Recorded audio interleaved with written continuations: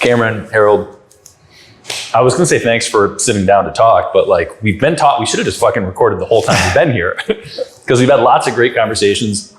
We are currently at the W Santiago after 3 weeks on the road together, which is crazy. Awesome adventures. And we've known each other for 7-8 years now. Yeah. Something like that. Long time. I don't know, where do we meet? Mastermind talks? I think we met at Genius Network. Yeah, that feels right. A little background. I know you kind of through the lens of operations. Yeah. And because, and I'll let you kind of give some color to this, but you helped build College Pro Painters and also 1-800 Got Junk. And Got Junk, you jumped in when they were at 2 million in revenue and took them to 100 plus. Yep. So yeah, if you could fill in a little bit of the story on that, I think that both are super interesting businesses. Sure. I'll give you the kind of the 2-minute helicopter tour what got me to where I am. So groomed as an entrepreneur. My father was an entrepreneur. Both sets of grandparents were entrepreneurs. We were groomed, my brother and sister and I, to all be entrepreneurs. And we've pretty much all run our own companies for the last 15 to 25 years. So it's really all we ever knew. We were always told having a job would be a bad idea. Being in control of your time was what entrepreneurship was about, and the money would follow. So that was really the setup that we had. I had my first real company when I was 21. I had 12 full-time employees when I was 21 years old, ran that business for 3 years. And then I joined the head office of a company called College Pro Painters, which went on to become the largest house painting company in the world. I was in the top 30 people of the 8,800 person company. So every year there was about 30 of us that had to go out and hire 800 franchisees. We had 4 months to do that. And then those 800 had to hire 8,000 painters in 4 weeks. And then in the next 4 months, we did $64 million in revenue. September 1st, 8,800 kids quit and went back to school. The 30 of us got drunk. September 2nd, we started again. And I did that for 4 years. So that was where I really learned my operational chops, was really, how do you hire 8,800 people in a year and do it 4 years in a row? There's not a lot of companies on the planet that have done that. So that was where I learned operations. Left there, and I was a partner in a franchising group called Boyd Auto Body. In the US, it's called Gerber Auto Collision. We grew that to be the largest collision repair chain in the world. It's now about a $900 million market cap, publicly traded company. Did that for 4.5 years. Left there, and I was hired as the president of a private currency company. We built that up, had 900 employees there, sold that company in March of 2000. Right at the crash of the stock market. So we sold for 64 million. But by the time we were able to get out 3 months later, the stock had completely crashed with the NASDAQ going down by 78%. We got out for 3 million instead of 64 million. So I did what everybody would do at that point. When you've lost everything, you become a garbage man. So I joined my best friend, Brian, and I went in for 3 months to coach him on how to grow what was then the Rubbish Boys, was becoming 1-800 Got Junk. And I joined him as the 14th employee. And when I left 6.5 years later, we had 3,100 employees system-wide. We went from 2 million to 106 million in revenue, ranked as the number 2 company in all of Canada to work for, twice ranked number 1 in British Columbia to work for. We had no debt. We gave up no equity. We were profitable every single year. And we were operating in 4 countries and 330 cities. So because of doing that, I started getting asked to do a lot of speaking events. I've now been paid to speak in 26 countries, and then you witnessed last week to be paid on my 7th continent. Yes. So I got to speak in Antarctica as well. But I've spoken all over the world, done about 800 paid speaking events. I've written 5 books. And now I run an organization called the COO Alliance, where there's no entrepreneurs allowed to join. It's only their second in commands. I have a second in command podcast where we never interview the CEO. We only interview the COO. And that's kind of my gig. Yes. I love that. The only thing that I did not know in there, I forgot about the $64 million exit that went down to 3. Yeah, painful. Yeah, very painful, crazy. And I mean, we could dig into 17 different paths based on those 46 bullets you just gave me. But what I didn't know was your backdrop in growing up in an entrepreneurial family and sort of being groomed through that, which is really interesting because I also know your sister. Yeah. And it's very clear that it runs in the blood. Yeah. In some way. I mean, she's very sharp, very dialed, very on top of things. It was every conversation that I recall, mostly with my dad and my grandparents, but every discussion was an entrepreneurial tack. Whether it was, my grandmother saying, get out of the cottage, go sell something. Like, I'm 8, right? And she would help me, like, when my grandmother helped me go up to bridge night at the clubhouse at the cottage and take drink orders from all these 75-year-old women, and then run to the corner store a quarter mile away and come back and sell them to them. And I was charging them $1 per soda and getting them for 25 cents at the store. And she helped me get that little business going. Brilliant. That's not a normal thing to do with a 10-year-old kid. Right? No. So yeah, every discussion we ever had growing up, all of the grooming that we had, my dad would make us stand up and tell stories in front of my brother and sister, and he'd give us 3 items: a champagne glass, a camera, and a boardroom table. And we would have to tell a story standing up. And it made us think on our feet. It gave us confidence to speak in front of others. We had to, engage, and be engaging. Those are all entrepreneurial skills. So that was my life. I love that. Yeah. Also, it reminds me when we got to Koyaki, I think is how you say it. Something like that, yeah. Something we had a hard time with the pronunciation of that one. Yeah. When we got to the last city we were in, we go to a pizza shop and we get pizza. And I was like, what do you have to drink? And I'm looking in his fridge and there's broken English. We don't speak Spanish at all. So, and he's like, Coca-Cola. He was like, or water. And I was like, no. And he's like, cerveza. He's like, Coke Light. And he just started listing other things. And I was like, yeah, that. And then we go sit out on the sidewalk and he disappears. And he 100% ran to the store next door. And bought it. And bought whatever we wanted. And I think to some people that would piss them off.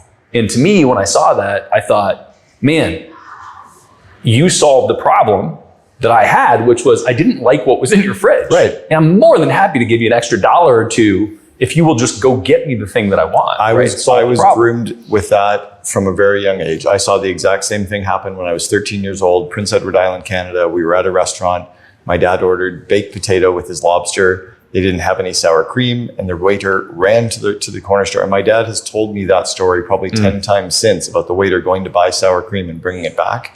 And I've learned that hustle and solve the problem and being ingenuitive, having ingenuity, whatever the fuck that, right? And that's not a normal employee skill, sadly, right? And so I just didn't know that world.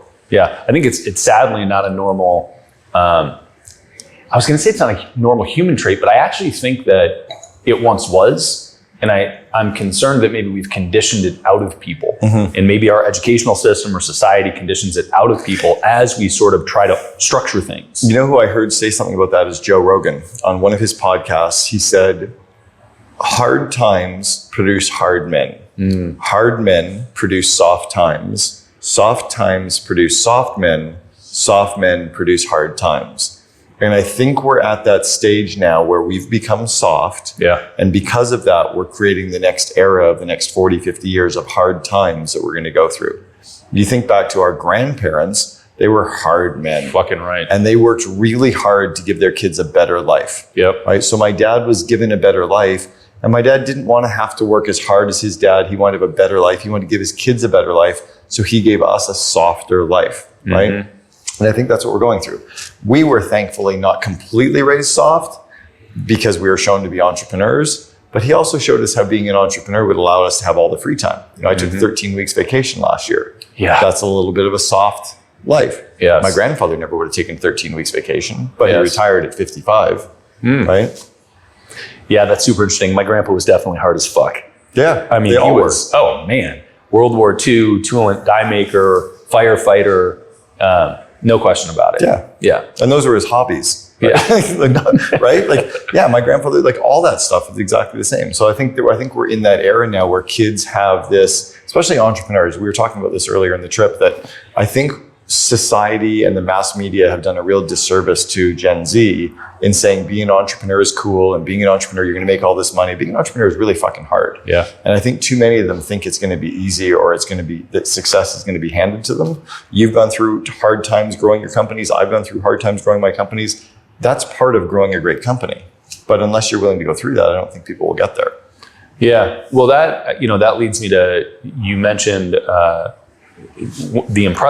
most impressive thing to me about College Pro Painters is this revolving door of staff. right? So that model was hiring, right? Yeah, and not quite revolving door, because we had no turnover during the year.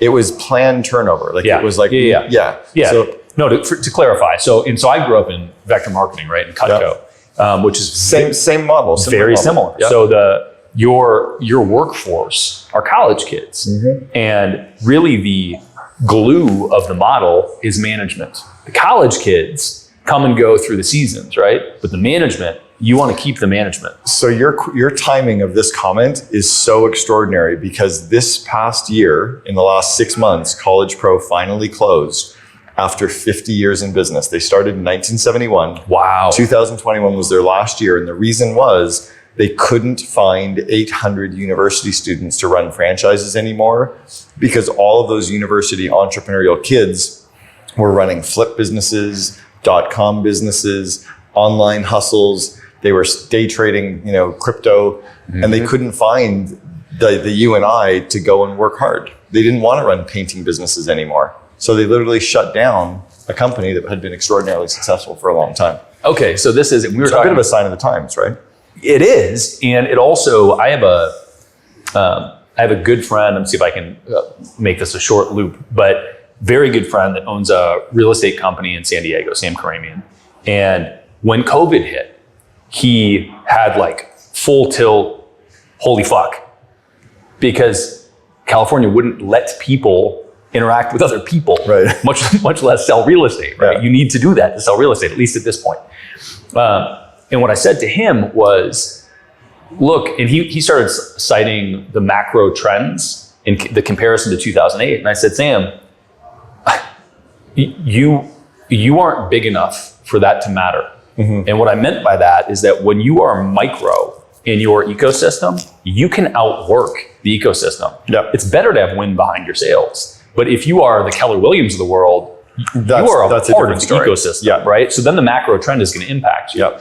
So when you look at something like College Pro Painters, my question isn't, is it a sign of the times, and is that business dead? I guess that is a question, but the bigger question for me is, how do you outwork it, right? And how do you find the people to do it? How do you change hiring practices to do it? I think the model had to, and I can't stand the word pivot, but I think College Pro Painters as a business could have found another business to franchise to university students and made more money with less pain in the ass. I think they didn't necessarily have to paint houses. They could have created a crypto trading franchise business. They could have created a online flip kind of business. They could have found other things to do and taken all the talent of the recruiting, training, marketing, sales, operations, culture, all those leadership skills they had could have been turned into a different kind of a business. Instead, they gave up. So I think maybe painting houses was just a tougher model to be in, but I don't think they had to quit when they had the operational excellence to do other things. Yeah, man, didn't expect you to say that. That's a stiff shift. No, right? Like, no. Well, about your talk about the whole global part, though, if you were like the Keller Williams, I had a very similar talk in 2008, 2009 with a friend in Vancouver who owned 3 restaurants. And he was complaining about the global financial crisis having an impact on his restaurants. And I'm like, wait a second. You have 3 fucking locations. Stop reading the newspaper. Stop being online, being distracted by social media. Go and tell everyone for 3 square blocks around every location about how amazing your restaurants are, and they'll grow. Today, the Cactus Club chain is a massive, incredible chain in Vancouver with probably 20 locations, doing probably close to $200 million in revenue because they decided to focus on what mattered and not let this global crisis that didn't really...